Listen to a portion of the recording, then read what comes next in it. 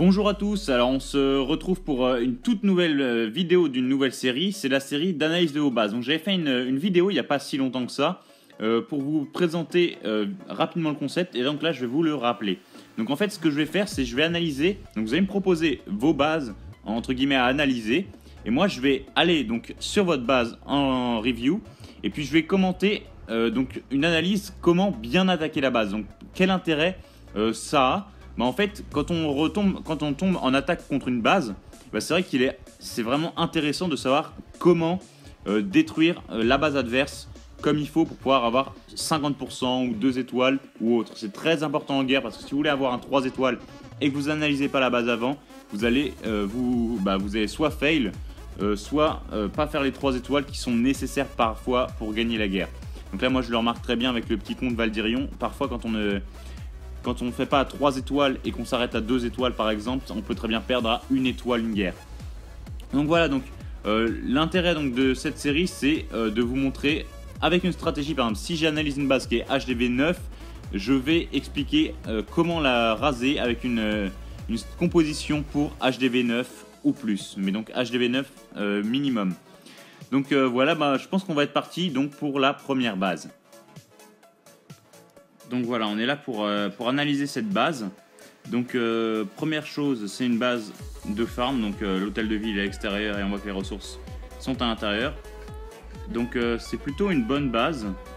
Alors le but de cette série de toute façon c'est de savoir comment l'attaquer. Donc cette base, comment l'attaquer. Donc là ce qu'il faut savoir c'est qu'en général une base qui est dite ouverte, c'est-à-dire où il n'y a aucun mur dedans et on a l'impression qu'on peut tout creuser d'un coup, il faut faire extrêmement attention, c'est là justement où tout est piégé. Donc là je vois pas trop de trous pour les grosses bombes, donc il y en aurait bien un ici et c'est tout. Donc ça veut dire que les Tesla ne sont pas dedans, donc ça veut dire qu'il y a peut-être aussi une grosse bombe ici, mais les Tesla sont sûrement à l'extérieur, donc ici, ici, ici et ici, sûrement les 4 Tesla. Et vaut mieux éviter d'attaquer par là. Donc comment attaquer cette base? Donc pour attaquer une base qui est ouverte, plusieurs solutions.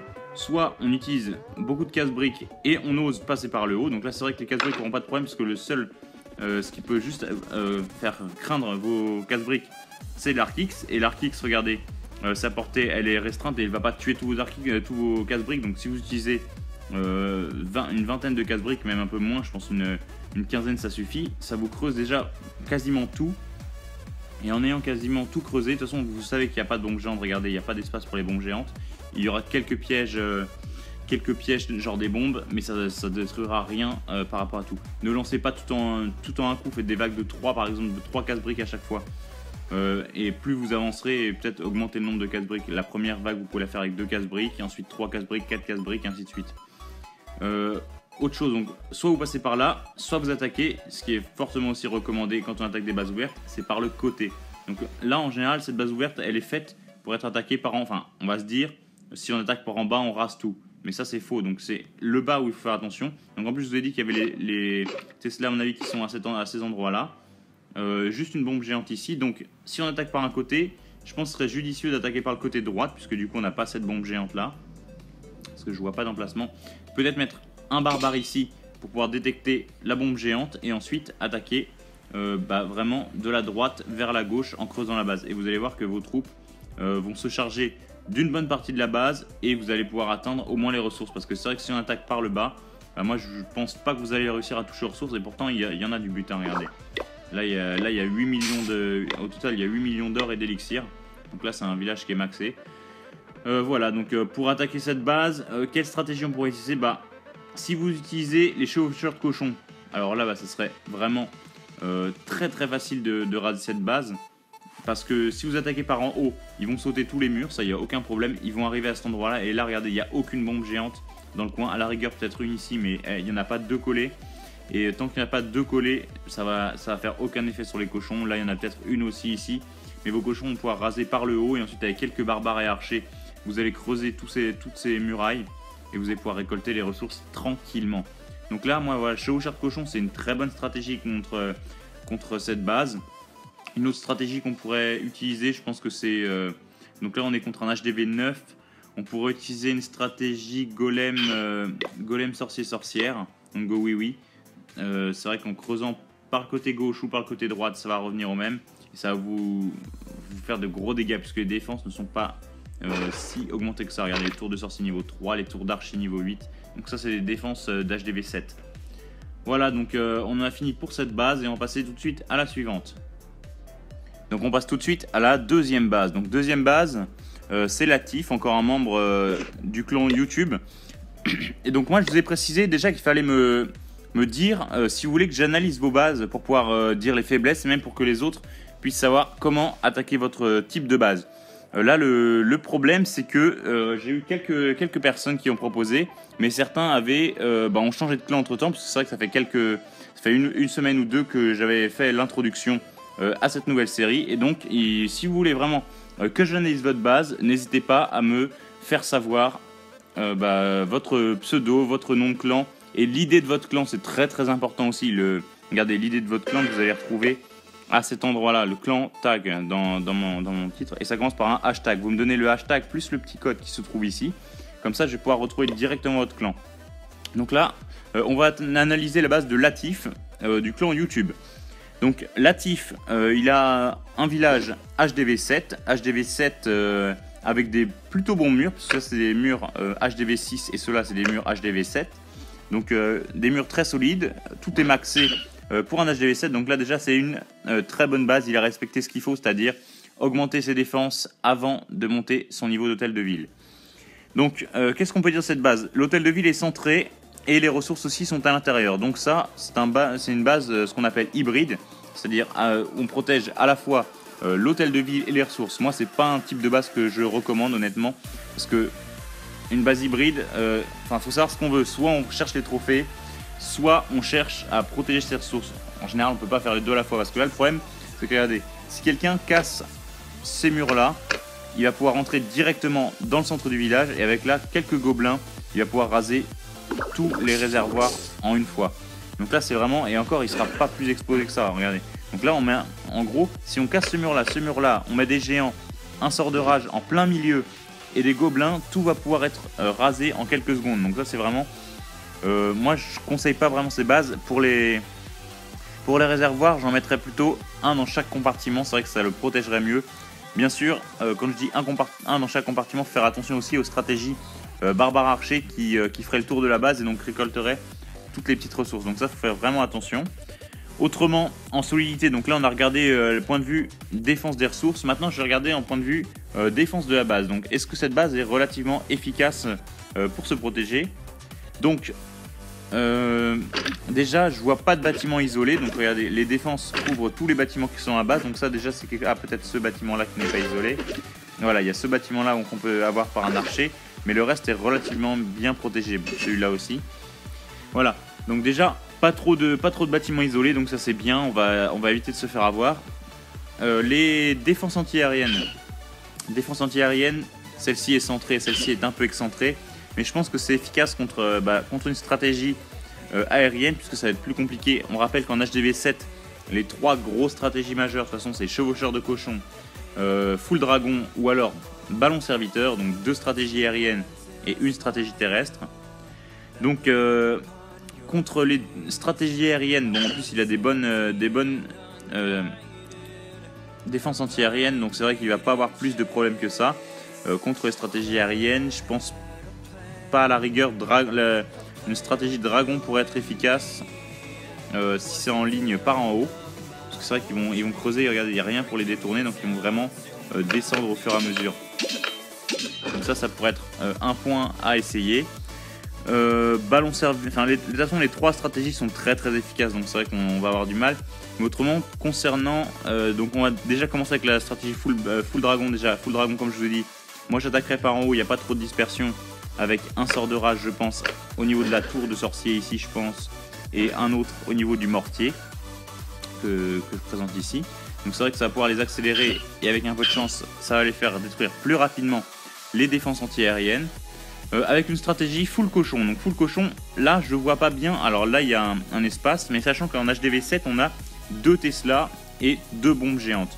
Donc ici ça risque d'être une bombe géante, mais dans ce cas là, où sont placés les Tesla? Regardez, là il y a de la place. Là il y a de la place.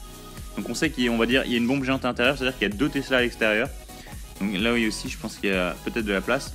Donc là, à mon avis, où c'est piégé, ça va être à cet endroit-là où c'est piégé, ou à cet endroit-là. Donc, si on attaque, on sait qu'à l'intérieur, on aura juste cet endroit à faire attention. Et si ici, il y a un Tesla, c'est parfait. Donc pour attaquer, on va attaquer par un côté qui est relativement banal. Je pense qu'on va attaquer.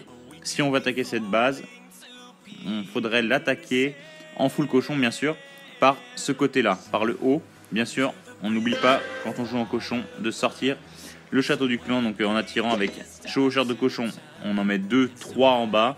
Grand maximum 3. Ça nous a tiré tout le château du clan.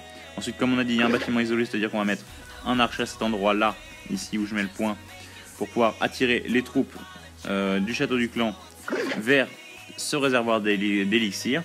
Ensuite, on peut les attirer en coin de carte et les détruire à cet endroit-là, ou même, si on veut, à cet endroit-là. Et après, on lance tous ces cochons à cet endroit-là. Parce que les cochons, eux, normalement, il n'y a pas de bombe. Vous pouvez lancer 1 ou 2 archers quand même pour essayer, pour tester. Parce que c'est vrai qu'on ne sait jamais, peut-être qu'il l'a placé ici, là où on s'attendrait le moins. Mais donc, on attaque cette base, on va arriver sur cette tour d'archer. Et là, la tour d'archer, ensuite les cochons vont se répandre un peu partout. Donc c'est là où il faudra faire très attention. Je pense qu'il serait judicieux de mettre un sort de soin au niveau de là où on pense qu'il y a une bombe géante. Parce que s'il y en a une, c'est vrai qu'on va pouvoir se soigner rapidement. Donc un sort de soin ici, un autre sort de soin, je pense, vers le mortier. Et pour terminer, normalement, il devrait se rejoindre puisqu'il y a une partie qui ira par ici et une autre partie qui ira par là. Il n'y a pas trop de défense dans le centre du village. Donc à mon avis, il y en a qui arriveront par la droite et par la gauche. Donc pourquoi pas mettre un sort de rage au niveau du château du clan. Comme ça, le sort de rage va concerner de cette tour d'archer jusqu'à cette tour d'archer ou même ce collecteur d'élixir. Et donc on va pouvoir terminer la base avec avec une bonne partie de ces cochons et donc pouvoir faire un 3 étoiles contre cette base. Donc voilà, et donc concernant la dernière stratégie, c'est-à-dire ballon serviteur, même chose, on va essayer de chercher rapidement ces défenses antiaériennes. Donc moi je ferai une ligne de ballon tout en haut ici, une première ligne, enfin mettre tous ces ballons en ligne et suivre directement après de ces serviteurs. Et comme avec la stratégie dragon, je mettrai un sort de rage à cet endroit-là sur la tour de sorcier et l'autre sur le mortier qui se trouve ici. Voilà, donc ça c'est comme ça que j'attaquerai cette base. Si vous avez même d'autres suggestions, n'hésitez pas à les faire dans les commentaires. Et donc on va se retrouver pour la troisième et dernière base de cet épisode d'analyse de base. Allez, juste après.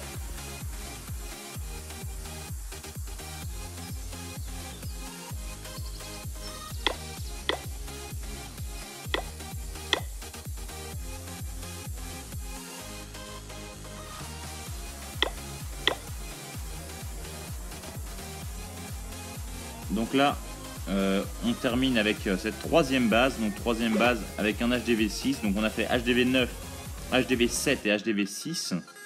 Donc une base, encore une fois, dite hybride, puisqu'on voit que le centre-ville est centré, mais également les ressources. Donc pour le même commentaire que tout à l'heure, en plus, toutes les ressources se trouvent dans un même compartiment. Donc ça, c'est vraiment quelque chose qu'il faut éviter. Par contre, ce compartiment est aussi facile à atteindre, parce que regardez, si on casse un mur ici et ce mur là, on arrive directement dans le compartiment, parce qu'en fait si on attaque par la gauche avec des casse-briques, ils vont se fracasser là, il y a ensuite ici, donc ça va être plus compliqué d'attaquer par là. Pareil pour ici, ça va faire ici, ici, ici, donc c'est plus compliqué. Mais par le haut, c'est vrai que c'est relativement facile de rentrer dans le compartiment. Donc ça, c'est la même remarque que tout à l'heure, c'est quelque chose qu'il faut éviter, de mettre tous ces réservoirs dans le compartiment. Mais après, autre chose qu'il faut savoir, c'est quand on est HDV 6, on n'a pas beaucoup de murs, et donc ça, c'est vrai que on sera forcément contraint au moins de mettre, je pense, 2 bâtiments dans un même, deux réservoirs dans un même compartiment. Donc cette chose étant dite, comment on pourrait attaquer cette base? Donc comment attaquer cette base? En HDV 6, la seule stratégie potable pour faire du 3 étoiles, c'est le full ballon, comme j'ai expliqué dans une des vidéos. Donc pour le battre, il faut détruire la défense antiaérienne. Donc comment l'attaquer? On précise que là, à chaque fois, je fais une analyse quand on est HDV 6 contre un autre HDV 6. Donc c'est le même niveau d'hôtel de ville qui attaque. Donc pour attaquer, première chose, on attire le château du clan à l'extérieur. Donc regardez, on l'attire par ici, ensuite on l'amène en coin de carte. On attire le château du clan avec un petit barbare ou archer, je sais pas, à cet endroit-là. Ensuite on place, ou même en même temps, on place un archer à cet endroit-là. Comme ça, et on attend que toutes les troupes s'attirent dans cette zone-là.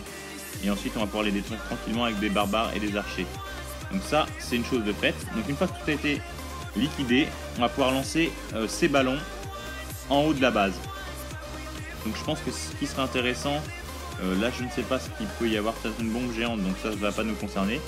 Mais c'est de mettre tous ces ballons ici et ici, peut-être en 2 points. Donc c'est vrai qu'ils vont se regrouper, mais s'il y a une bombe aérienne à cet endroit-là ou à cet endroit-là, au moins on sera protégé. Et puis après nos ballons vont aller ici et ici justement, parce que s'il y en a qui arrivent par la gauche et par la droite, ils vont partir chacun de leur côté. Et au moins ils vont se retrouver sur la défense anti-aérienne. Donc ça va diviser un peu les pertes s'il y a des pièges aériens, parce que c'est vrai qu'une stratégie ça serait pouvoir de détruire avec les bombes aériennes tous les ballons d'un coup. Donc là, comme on a dit, on balance tous nos ballons ici, sachant qu'on a des ballons dans le château du clan comme j'ai expliqué la stratégie. De toute façon je vous invite à regarder cette vidéo là pour bien vous familiariser aux attaques contre les HDV6 et mettre un sort de soin à cet endroit là, au niveau de la tour enfin la défense anti-aérienne. Si on nous met voilà ce mur là, ça serait l'idéal. Si on place un sort de soin à ce niveau là, ils vont protéger nos ballons qui seront au-dessus du canon, au-dessus de cette tour, des tours d'archer et au-dessus de la défense anti-aérienne. Après, une fois qu'on est arrivé là, ça va être relativement facile puisqu'il n'y a plus grand chose de dangereux, quoique il y a toutes les tours de chaque côté, mais les tours ne sont pas trop élevées encore, ça peut aller. Et de toute façon il nous reste un sort de soin, donc le sort de soin, si nos ballons vont du côté gauche, on va pouvoir mettre notre sort de soin à cet endroit là, au niveau du mortier, comme ça ils vont être protégés jusqu'à la tour d'archer.